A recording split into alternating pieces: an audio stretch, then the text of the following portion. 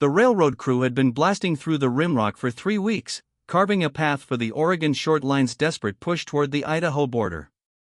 It was September 1886, and the foreman, a weathered Irishman named Patrick O'Rourke, had grown accustomed to the strange things that turned up in the cut: ancient bones, stone tools, the occasional unmarked grave from some forgotten emigrant train. But what they found on the morning of September 17th was different. The blast had exposed a narrow fissure in the volcanic rock, a crack that had been sealed for what looked like decades by wind-blown dust and collapsed stone. Inside, the workers found the remains of a man, propped against the wall as if he had simply sat down to wait. He was wearing a suit, gray with age but still recognizable, a broadcloth coat, vest, and the remnants of a silk cravat.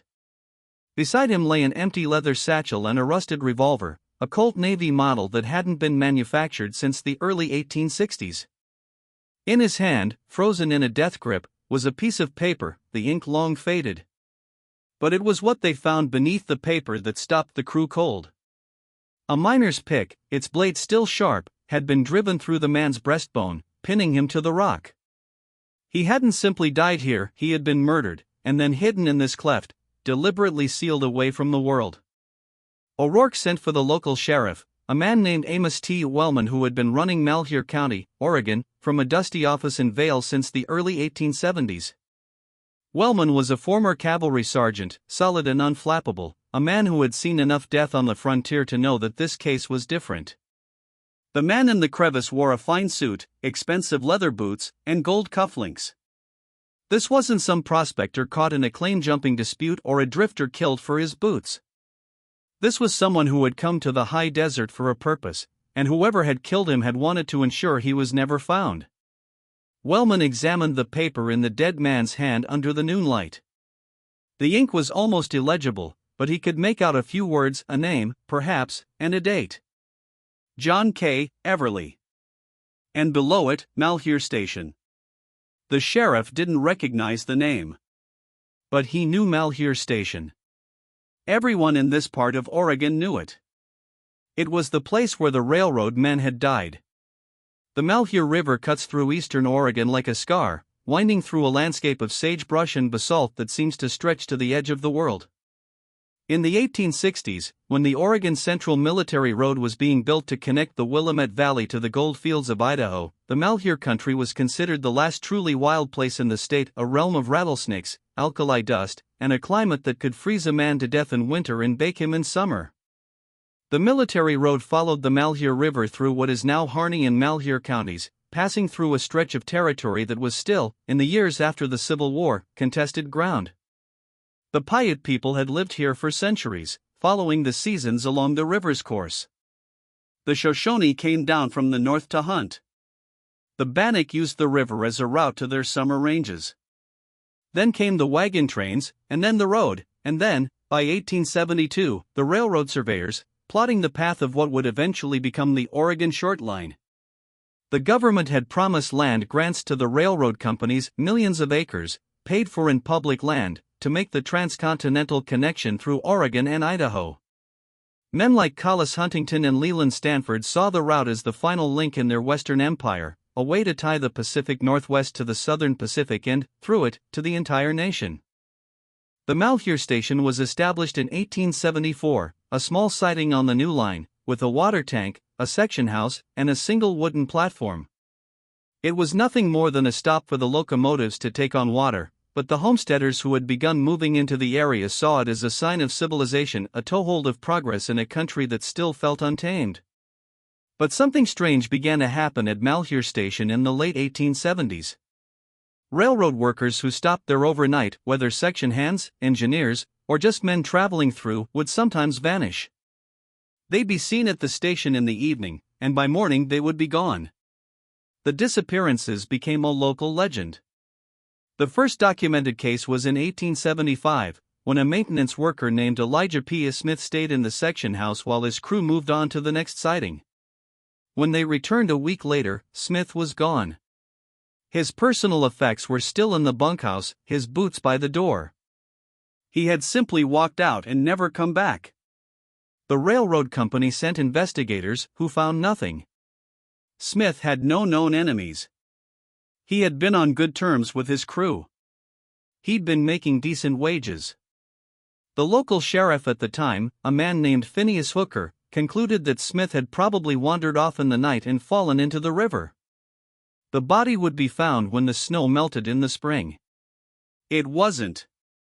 In 1877, a man named Wilfred S. Cole, a conductor, was seen at the station waiting for a connecting train. He bought a meal from a woman who ran a small boarding house near the platform. He sat on the platform with his carpet bag, and then, when the train came in the morning, he was gone. His bag was still there. A search party found footprints leading away from the station and into the hills, and then nothing. By 1880, there were 6 documented disappearances at Malheur Station. The railroad, anxious to avoid bad press, tried to suppress the stories. The men were always transferred, or dismissed, or left of their own accord. But the families back east kept asking questions, and some of them hired private investigators to find the truth.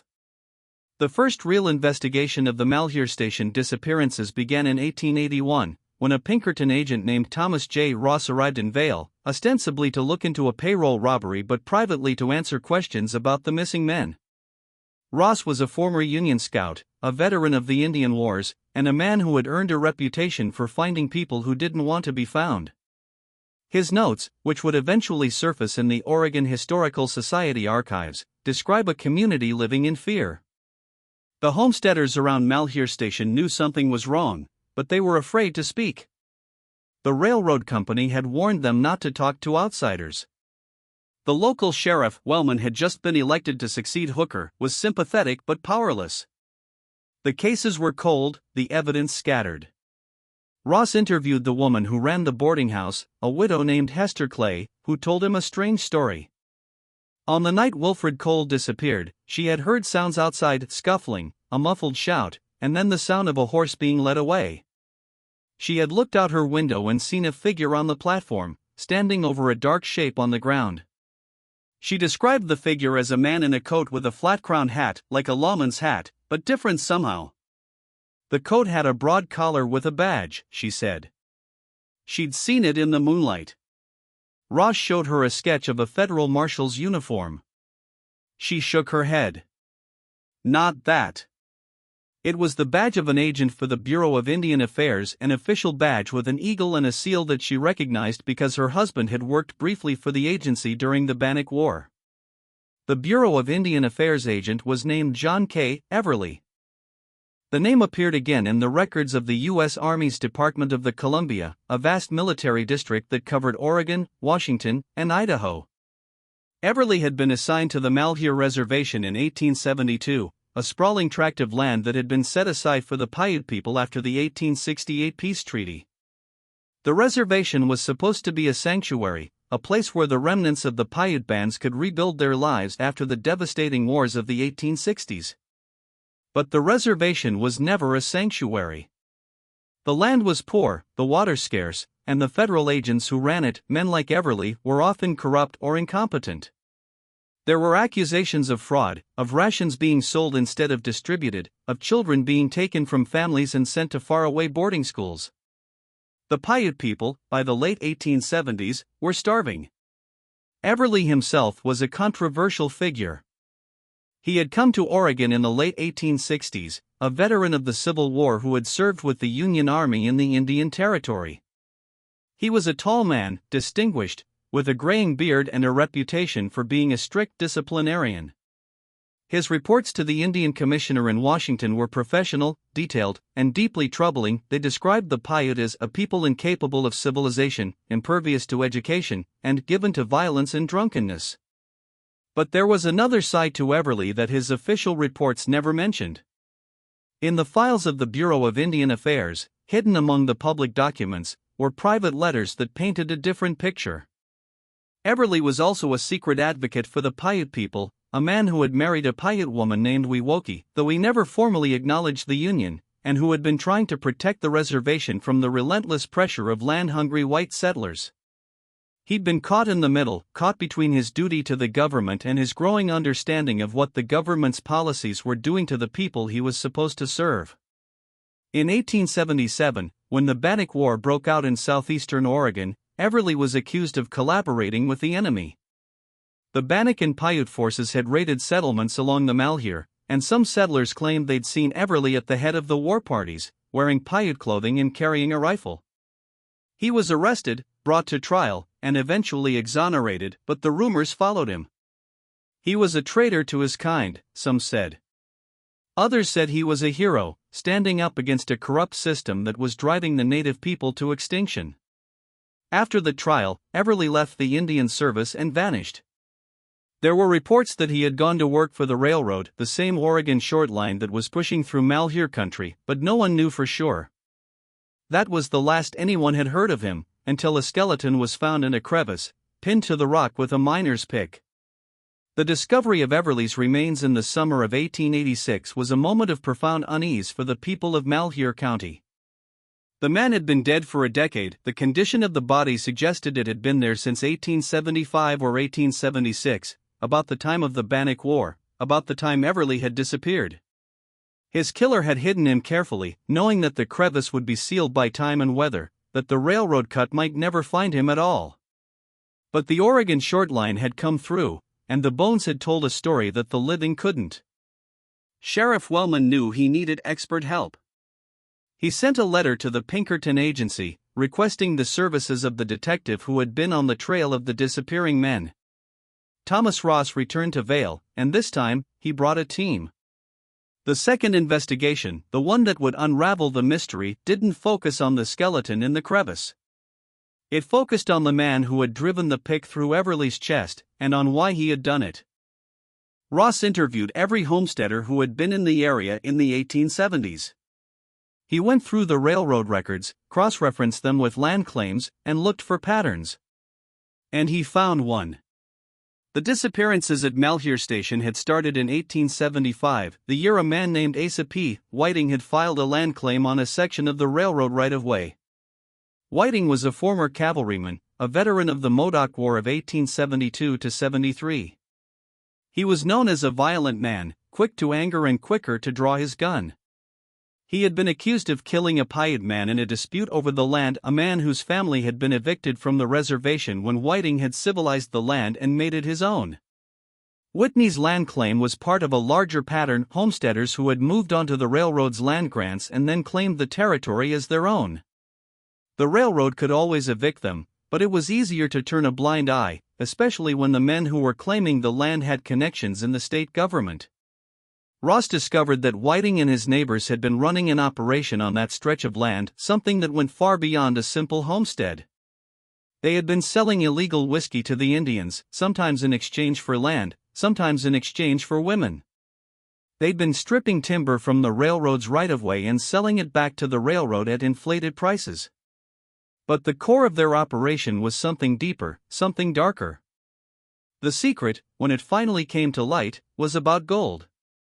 Not the gold that had drawn the prospectors to Idaho in the 1860s, but a different gold, a vein that had been found in the mountains above the Malheur, a deposit that the railroad surveyors had stumbled upon in 1874 and that had been quietly claimed by a syndicate of men who had access to the survey maps.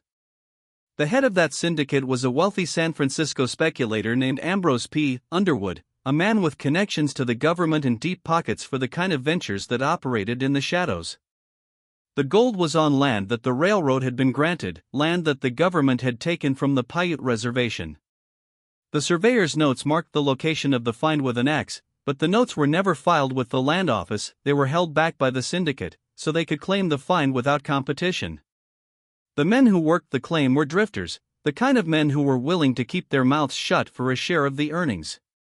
And when they got too close to the truth, when they got to know the Paiute people, when they started to question the ethics of the operation, the syndicate had a way of making them disappear. Elijah Smith had been one of those men. Wilfred Cole had found out about the claim. John K. Everly had discovered it all. But Everly hadn't just discovered the gold. He had discovered something else, something that made the syndicate want to ensure he would never speak. In the archives of the Bureau of Indian Affairs, buried in a folder labeled Miscellaneous Correspondence, is a letter from a man named E. W. Carpenter, who had been a clerk at the Malheur Reservation in the 1870s. The letter, written in 1890 to a fellow official, is a confession of sorts. Carpenter wrote that he had seen things at the reservation that had made him sick. He'd seen rations withheld from families who refused to give up their children. He'd seen men beaten for refusing to sign documents they couldn't read. He'd seen the disease that was brought by the settlers, measles, smallpox, influenza, that had killed as many Indians as the bullets ever had. And he'd seen John K. Everly try to stop it. Everly had tried to report the corruption to Washington, but the letters were intercepted by the Syndicate's agents. He tried to go to the newspapers, but the editors were silenced, bought off, threatened, or simply told the truth wasn't something they could print. And then, one night in September 1875, as the railroad crews were blasting through the rimrock, Everly made a decision. He took the evidence, the maps, the letters, the sworn affidavits from the survivors of the reservation, and he left the station, hoping to make it to Portland, to the U.S. Attorney's office, where he could tell the story in person. He gave the satchel to a man he trusted, a veteran of the Union Army who had been working as a night watchman for the railroad, a man named Josiah T. Merrick. Merrick was a good man, or at least, Everly thought he was. But Merrick had debts, and the Syndicate had money. They offered him a deal: bring them the satchel, and they'd make all his troubles go away. Merrick delivered the satchel to the Syndicate's agents, but he also knew that Everly would come looking for him. He promised to get Everly to the train, the same train that Cole had been waiting for, the one that never came. He led Everly out of the station and into the darkness of the hills, promising a shortcut that would take him to the rendezvous point. He murdered him instead, and with the help of Asa Whiting and the others, he drove the pick through his chest, hiding the body in the crevice, sealing it with stone, and waiting for the earth to close over his crime. The satchel was destroyed, burned in a stove that night, the evidence that would have brought the Syndicate down scattered to the wind. But there was one problem, a detail that the killers had overlooked. Everly had made copies. He'd given them to a man he trusted, a federal agent who was coming to investigate the railroad grants. The copies were still out there, waiting to be found. The agent was a man named Nathaniel J. Canfield, a surveyor for the General Land Office who had been assigned to Oregon in 1874. Canfield had been in the territory, looking at the railroad's land claims, and he had seen the same things that Everly had seen. He'd been asked, by the same syndicate that had killed Everly, to falsify his report, to make the grants look legitimate, and he'd refused. Canfield, like Everly, had become a target. He'd tried to flee, but the syndicate's reach was long, it extended all the way to the land office in Washington. He'd found a hiding place in a small town in the mountains, a place that would become a legend for its own mystery a century later. He'd stayed hidden until the files were finally opened, and the truth began to surface. But Canfield had another secret. He was a former soldier, a scout for the Union Army in the Civil War, and he knew how to survive in the wilderness. He had gone to ground in a place that the railroad hadn't yet touched, a canyon where the old Paiute trails still led to hidden caches of water and food. He had lived there, looking for a way to get the truth out, and he'd kept a journal. The journal, which was discovered in 1978 during a survey for a mineral claim, tells the story of the Syndicate's operations in chilling detail. Canfield describes how the Syndicate worked, how they bribed the local officials, how they suppressed the evidence, how they used violence to silence the witnesses. He names names, including a few men who, as late as the 1920s, were still living in the area. But the most chilling part of the journal is what Canfield discovered after Everly was killed. The Syndicate wasn't just covering up a gold theft. They were covering up a murder. A mass murder. In the autumn of 1875, the same year Everly was killed, a camp of Paiute families had been found dead in a canyon about 20 miles upstream of Malheur Station. The official report, filed by the Oregon State Militia, a unit that had been deputized to pacify the area, said the death was from exposure and starvation. It was the kind of report that was written to be convenient, to cover up the reality of what was happening on the frontier. But Canfield's journal tells a different story. He describes how the Syndicate had hired a group of men, some of whom were the same men who had killed Everly, to drive the Indians out. The men had gone to the Paiute camp with guns, but they didn't just drive them out. They murdered them, men, women, and children. They burned the bodies in a great bonfire that could be seen for miles. Everly had known about the massacre. He'd seen the remains in the canyon. He'd tried to get the information to Washington, to expose the Syndicate's crimes. And he'd died for it. Canfield's journal names the men who were responsible. Asa P. Whiting is there. Josiah T. Emmerich is there, a man who would go on to become a respected citizen of Vail, a church elder, a family man with a reputation that would survive him for a century. And there is another name, a name that Canfield didn't know, but that can be inferred from the paper trail that he left behind. The name that doesn't appear in any of the official records, the name that the Syndicate had hidden for 100 years, was the name of the man who had ordered the massacre, and the murders, and the conspiracy. It was the name of the man who had masterminded the whole operation, who had overseen the theft of the gold and the corruption of the Indian service, and who had ensured that the truth would never come out. That man was Ambrose P. Underwood. But Underwood wasn't just a speculator, a man who saw the frontier as a quick way to get rich. He was a politician, a former U.S. Senator from California, a man who had been on the boards of the railroads, and who had connections that reached all the way to the White House. He had used his power to ensure that the Malheur country would be open to settlement, that the reservations would be broken up, that the gold would be taken, and that the men who stood in his way would be eliminated. He had ordered the massacre in the canyon, and he had ordered the assassination of John K. Everly. He had hired the killers, men like Whiting and Merrick, and then he had ensured that they would never talk. He had given them land and money, and he had made them complicit in the crime. And when the investigation finally closed, when the bones of the Paiute families were finally found and given a proper burial, when the name of John K. Everly was finally cleared, Ambrose P. Underwood had been dead for more than 40 years. He died in 1894, in the lap of luxury, his reputation intact, the names of his victims unknown. The final piece of the puzzle came in 1978, when a group of hikers discovered a series of graves near the canyon, graves that had been carefully hidden, covered with stone to keep the coyotes out. The graves held the remains of 7 people, all Paiute, all showing signs of violence. A woman, 4 children, 2 men. The remains were later identified as belonging to a family that had been reported missing from the Malheur Reservation in 1875. The remains were buried in a ceremony in 1980, with the tribal elders speaking in Paiute and the descendants of the victims coming from all over the West to pay their respects. And in a ceremony at the Malheur Station site, a place that is now a ghost town, a few rusted rails and a crumbling water tank, a memorial was erected. It names the victims, the men who died in the dark, the men who were silenced for a century. John K. Everly, Elijah P. Smith, Wilfred S. Cole. The 7 Paiute in the canyon. And it names the men who should have protected them, the lawmen, the soldiers, the government officials who turned a blind eye.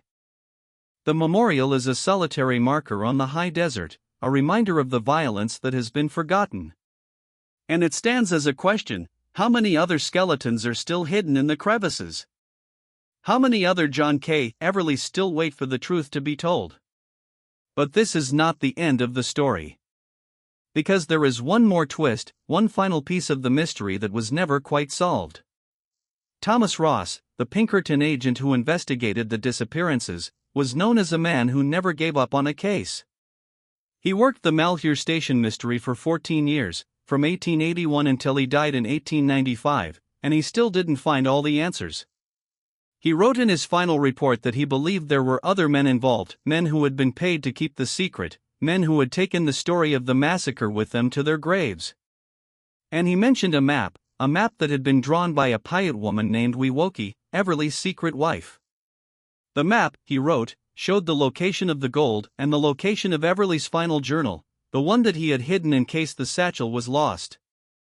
The journal has never been found. The map, if it exists, has never surfaced. And the question that Ross left in his files, the question that haunts this story to this day, is the one that no one can answer. Was John K. Everly trying to expose the gold theft?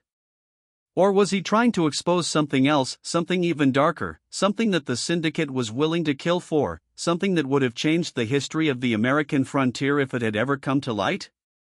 The answer may still be out there, hidden in the high desert, waiting for the next railroad crew to blast through the rimrock. The dust settles over the valley, and the wind whistles through the long-abandoned station platform, scattering the ashes of a century-old crime. John K. Everly's skeleton was reburied in a small cemetery in Vail, a headstone paid for by the Oregon Historical Society, inscribed with his name and the dates of his life 1833 to 1875. His wife, Wewoki, was found dead in 1879, killed by a fever that swept through the reservation. The gold that Ambrose Underwood had been so desperate to protect was never mined. The vein was too thin to be profitable, and the Syndicate collapsed when the land was finally open to settlement. The prospectors who came later found nothing but the leavings of a crime that had already been committed. The Oregon Short Line, the railroad that had brought progress to the frontier, still runs through the Malheur Valley, a few miles from the ruins of the station, carrying freight and passengers and the occasional historian looking for the ghosts of the past. The question of how many others were killed, how many families were destroyed, how many secrets were buried, these are still unanswered. But the story of John K. Everly is a reminder, a haunting echo of the violence that lies beneath the surface of the American frontier. It is the story of a man who tried to do the right thing, and who was destroyed for his trouble. And it is the story of a government that, for 100 years, chose to forget what it had done. The wind over Malheur Station is silent, waiting for the next traveler. They always come back. They are not coming back, of course. Not Everly, not the Paiute, not the railroad men who vanished. The dead are gone, and the living have moved on. But the memory of what happened in those canyon walls, the memory of the blood that seeped into the parched earth, the memory of a man who tried to tell the truth and paid for it with his life, that memory will not fade. The last piece of the puzzle, if you want to find it, lies somewhere in the high desert, in a canyon that still bears the scars of the massacre, in a crevice that may hold more bones, more secrets, more evidence of a crime that has never been properly solved. Or perhaps it doesn't exist at all. Perhaps the story is over, and the truth is as dead as John K. Everly, pinned to the rock by a miner's pick. But then again, perhaps not. In the archives of the Bureau of Indian Affairs, buried, lost, misfiled for a century, there is a folder labeled Everly, J.K., Miscellaneous Correspondence. Inside the folder is a single sheet of paper, folded once, yellowed with age. It is a letter, written in a graceful hand, dated September 14, 1875, 3 days before Everly died. The letter is addressed to "My dear Wewoki." It speaks of love, of hope, of a future that will never come. And it contains a single line that has never been fully explained.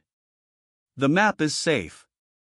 I will send it to the place you told me of, and it will be waiting for you.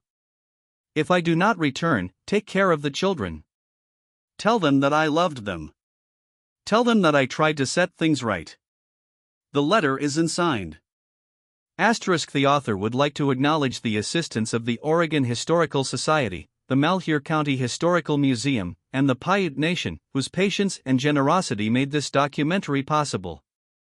This film is dedicated to the memory of John K. Everly, and to all those who have been forgotten.